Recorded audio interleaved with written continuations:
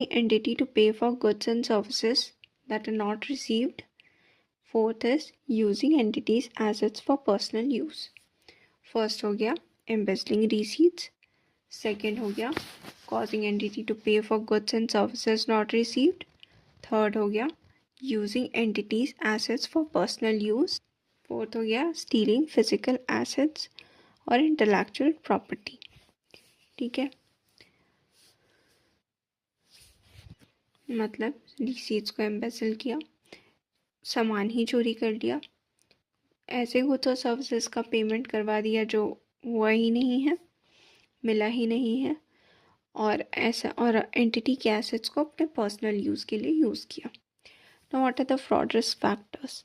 Fraud risk factors means events or conditions that indicate incentive or pressure to commit fraud or provide an opportunity to commit fraud. Fraud risk factor हुआ क्या? ऐसा events और conditions जो indicate करता है incentive या pressure,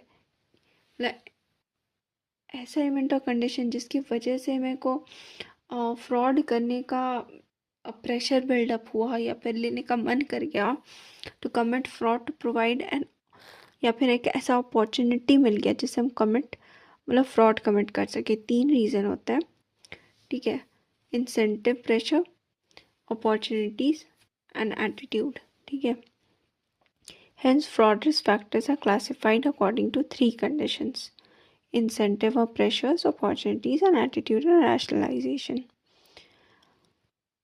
और attitude slash rationalisation है. एटीट्यूड रैशनलाइजेशन हो गया कि जस्टिफिकेशन दे रहा है कि हम ये जो किए हैं वो सही किए हैं, वो क्यों किए हैं सही. Fraud risk factors can be related to misstatements arising from fraudulent financial reporting and misappropriation of assets. Now, what are the examples of fraud risk factors relating to fraudulent financial reporting? First is incentive or pressures, high degree of competition, significant declines in customer demand, recurring negative cash flows or operating losses, new accounting, statutory or regulatory requirements, and need to obtain additional debt or equity financing to stay competitive.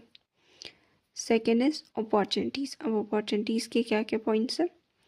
Significant related party transactions not in ordinary course of business, significant estimates that involve subjective judgments, significant unusual or highly complex transactions, significant bank accounts or branch operations in tax haven jurisdiction.